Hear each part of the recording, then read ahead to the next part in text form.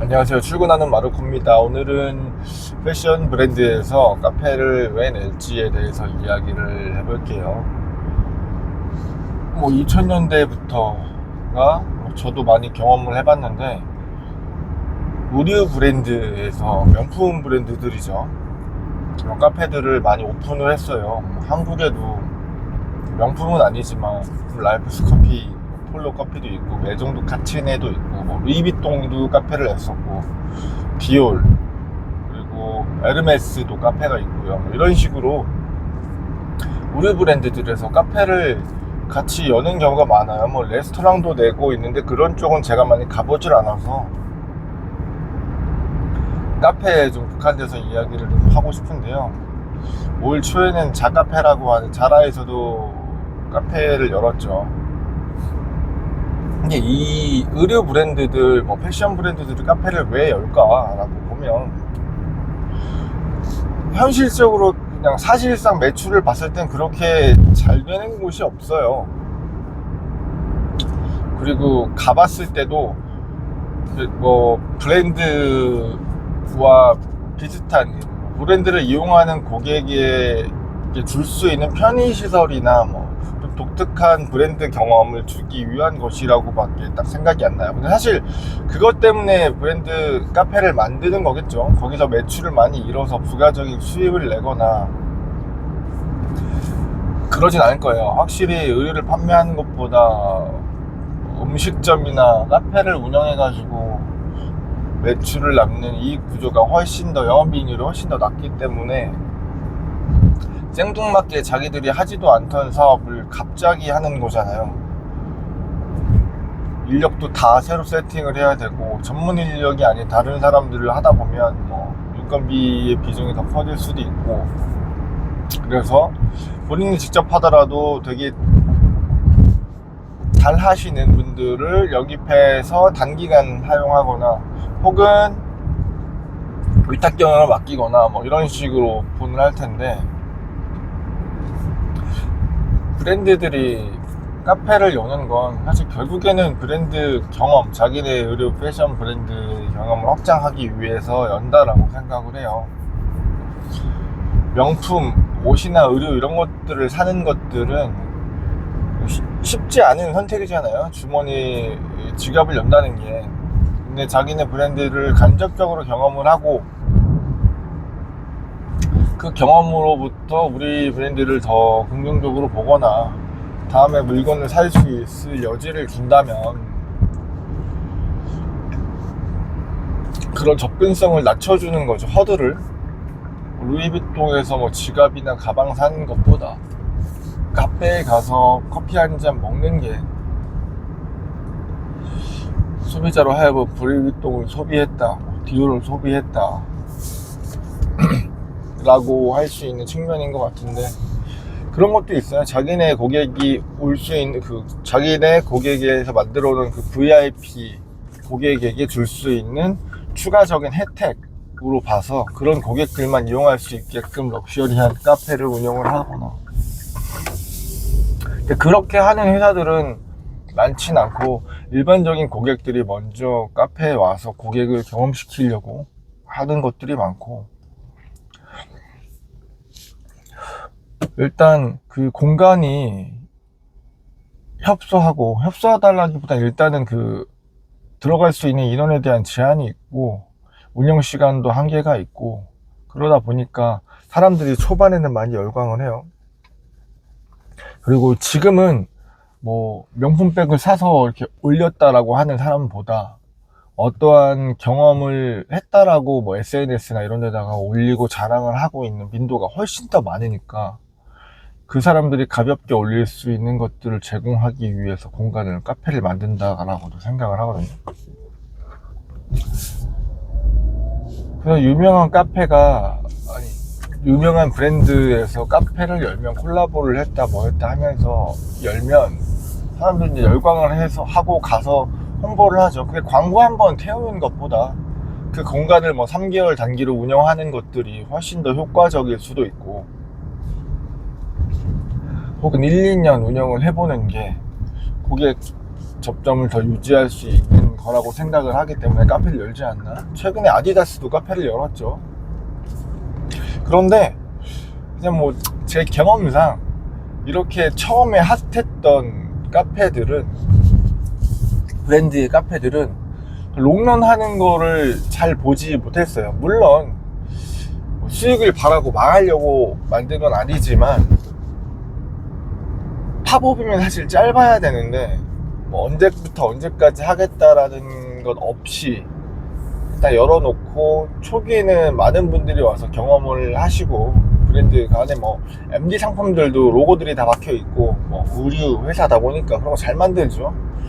굿즈들도 만들고 해서 고객 경험을 딱 해주는데, 그게 약간 그냥 그 브랜드에서 카페를 만든 게 아니라 일반적으로 흥행하는 카페를 만들었다 흥행했다 져버리는 것처럼 똑같이 져버리는 경우가 되게 많아요. 사실 내가 브랜드를 운영하고 있는 회사 입장에서 카페를 만드는 게 사실 뭐 큰 돈을 들여가지고 뭔가 사업을 좌지우지할 만한 건 아니니까 만들어 놓다 보니까, 거기에서 수익을 낼 것이다 라는 기대를 하는 것인가 라는 의문이 좀 들긴 하고요. 대부분의 수익이 그렇게 재밌진 않죠. 그래서 운영하고 있는 에너지에 비해서. 그런데 고객 경험을 주려고 만들었던 공간이 어느 순간 뜨겁지 않고 뜨뜻미지근해지면서 없어지는 매장도 있고, 그렇게 장사가 안 되기 시작하면은 그 높은 수준의 퀄리티를 유지하는 게, 그 높은 수준의 고객 경험을 주기가 쉽지가 않은 게, 결국에 사람이 하는 거다 보니까 처음에 오픈을 할 때는 되게 고스펙 인력이라고 해야 되나? 뭐 능력이, 업무 능력이 좋거나 화려한 경력을 가진 분들이 오셔서 오픈을 할 겁니다. 그리고 채용하는 과정에서도 다양한 경험이나 일을 되게 잘하고, 그리고 패션 브랜드들이다 보니까 수려한 외모라든지 그 F&B, 그 호스피탈리티 인력 시장에서 되게 높은 수준의 퍼포먼스를 보이는 분들을 고용을 해서 운영을 하는데, 그런 분들의 임금을 감당을 해낼 수 있는 회사이지만, 이게 이제 사업이다 보니까 운영을 할 때 있어서 매출이 분명히 떨어져요. 데일리로 소비하는 게 아니라 단발적인 그런 프로젝트 매장 경우에는, 그러다 보면 그 경영 악화에 시달리면서 그게 부담스러운 수준이 됩니다. 그러면서 사실 거기를 오픈해 놨던 오픈 팀원들이나 이런 분들이 그곳에서 오랫동안 일할 이유가 없어요. 사실 일할 때 좀 잘 되고 처음에 핫한 부분에서 일을 했겠지만, 그 거품이 꺼지면 또 새로운 곳에서 손님들이 찾아가는 것처럼 근로자들도 새로운 곳에서 더 핫한 거, 새로운 걸 만들기 위해 떠나갈 수밖에 없는 구조거든요. 그래서 여기를 오픈했던 경험이 다른 곳에서 취직할 수 있는 장점이기 때문에 여기를 이제 인수인계를 하고 떠나갈 가능성이 크고요. 일단 좋은 포트폴리오죠. 그렇게 해서 떠나가시면서 거기 남아있는 이제 분들이 서비스의 질과 수준, 전반적인 운영 능력이 조금씩 떨어지게 됩니다. 결국에는 이제 이 F&B 시장에서 그 인원이 빠르게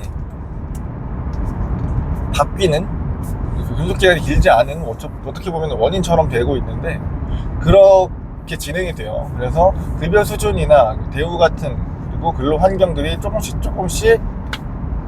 떨어지고 시장에서 인기가 없는 브랜드가 되고 이제 잊혀지잖아요. 우리가 막 SNS에서 굉장히 뜨거워가지고 막 가보고 사람 엄청 많았더라도 그게 열기가 식으면 이제 관심 밖으로 떠나가면서 매장이 휑해질 거예요. 그러면서 새로운 분이 오고, 그러면 서비스의 질은 좀 떨어지고, 그러다 보면 그 브랜드를 운영하는 명품 브랜드나 뭐 패션 브랜드 회사에서 흥미를 느끼지 못하죠. 그걸 바꾸려면 또 대거의 돈을 투입하거나 어떠한 뭐라고 해야 될까요? 개혁이라던가 뭔가를 좀 진행을 해야 되는데, 일단 카페를 운영을 해보고 나서 알았잖아요. 이런 서비스를 제공하고 경험을 했는데 이거에서 뭐 매출이 좋지도 않고, 그로 인해서 소비자들한테 뭐 어떤 호응이나 인기가 오래 가지 않았다라는 게 학습되면서 그쪽 투자에 위축되기 시작합니다. 그런 선례들을 많이 봤었고, 그래서 어떻게 하면은 그런 카페들이 좀 운영을 오랫동안 할 것인가 라고 보면, 사실 그런 패션 브랜드의 카페를 오픈하는 취지가 아까 말씀드렸던 것처럼 고객 경험이랑 새로움을 주고 우리 고객들이 편안하게 쉬어갈 수 있는 공간, 혹은 이 공간을 보러 왔다가 우리 패션 브랜드를 더 알고 제품을 좀 더 들여다보고 관심 있게 가져서 이런 브랜드 이미지의 제고를 위해서 하는 거라서, 꾸준히 계속 새로운 카페들이 오픈되고 있는 것 같고, 그리고 특히나 SNS를 발달되면서 이 SNS를 통해 가지고 아까 뭐 광고나 어디 전광판이나 이런 채널에서 한번 광고 터는 것보다 카페 운영을 하는 게 오히려 더 뜨겁게 한 시즌을 홍보할 수 있는 것이라고 보고요. 그 공간에서 할 수 있는 재미난 콜라보라든지 팝업들이 많으니까 그런 것들을 고려해서 카페들이 오픈되는 것 같습니다.